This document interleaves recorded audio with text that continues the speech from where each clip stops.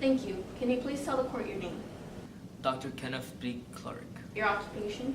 I am a social psychologist and an educator. Where did you study?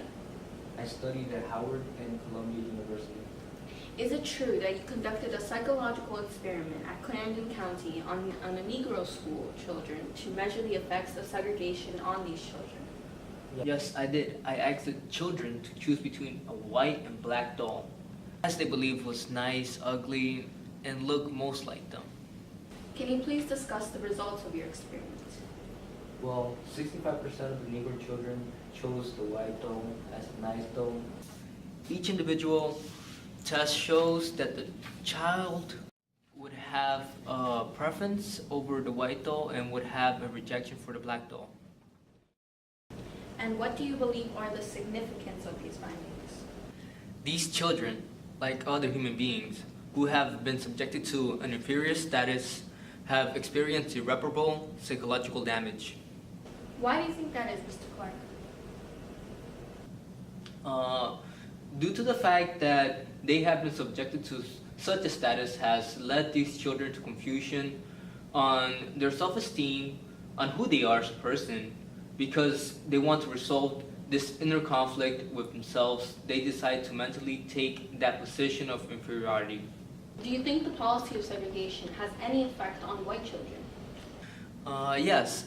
It also causes white children to question their morals, the people who they see, who teach them, who they love, their brotherhood, also discriminate against black people.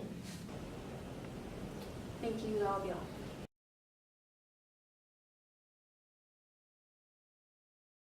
Mr. Belton, you say that your kids are forced to go to school that is miles away, while there's a white school a few blocks away from your house.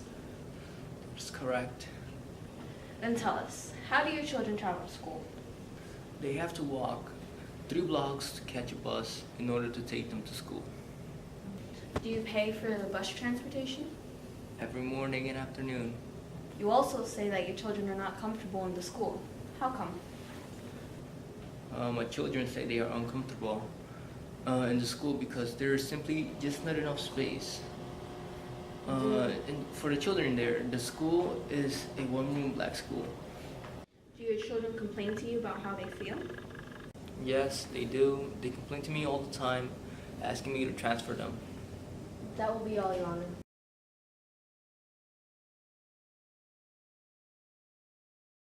Your full name to the court, please. Gardner L. Bishop.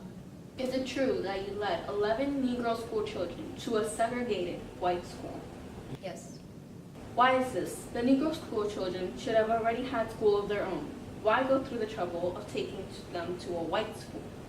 The children aren't receiving an equal education. Not only that, but the school itself, including appliances, technology, staff, or materials, aren't the same. The facilities are separate, but they aren't equal. That's why I led those children to a white school. So you're saying that these children aren't receiving equal opportunities and therefore that the separate but equal clause is invalid? As a minister, we're taught that all people under the eyes of God are the same, no matter where you're from, a difference in tone or height. Segregation hasn't allowed for Negro children or white children to be equal. Seeing how the system has had less concern for Negro children, yes, it be said that the separate but equal clause is invalid. That will be all, Your Honor.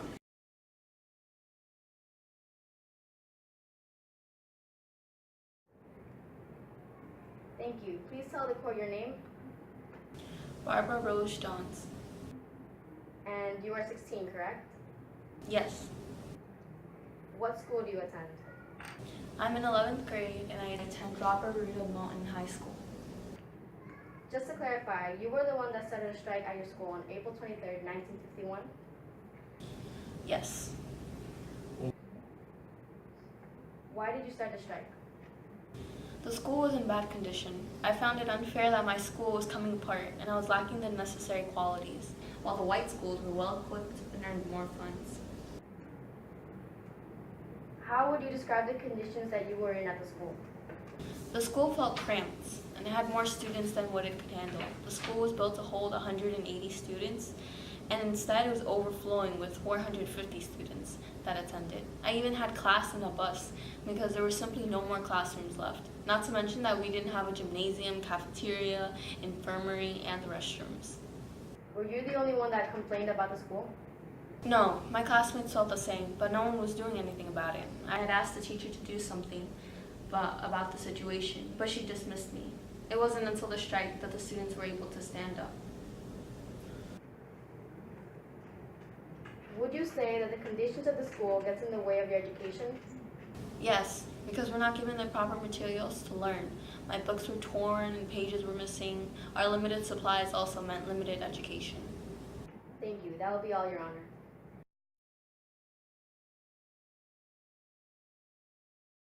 May you please the court with your name and occupation? My name is Hugh W. Spear, and I am a chairman at the University of Kansas City for the Department of Education. What is your function of the Board of Education? We prioritize training teachers for elementary school. When you went to college, what did you major in? I majored in evaluation. May you elaborate? Evaluation is a general term for evaluating a number of things such as educational buildings, programs, or anything which could affect children. Evaluation also includes evaluating the behavior changes of children as a result of either current or new educational programs. Have you ever made an evaluation of the elementary schools of Topeka? Yes, we did within the last month. We evaluated school buildings, the curriculum, the teaching staff, the equipment, along with other details. How would you compare the schools of colored children in contrast to the schools of white children? I would say that there is not much of a difference whether it be in teacher preparation or class size or the student load per each teacher. Was this seen throughout all schools in Topeka? Yes, we looked through not only all the files of all schools within the district, but also physically went to some of these schools. So can you say that these children receive the same educational opportunities in any school in Topeka regardless of segregation? Exactly. More of the white schools, due to being more new buildings, have better technology in comparison to colored schools, which have less to offer. Along with differences in curriculum, it could be understood that the children do not receive an equal education.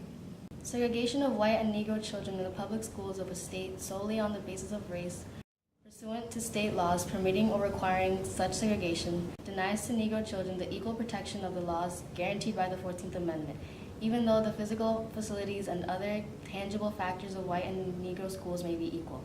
The separate but equal doctrine adopted in Plessy v. Ferguson has no place in the field of public education.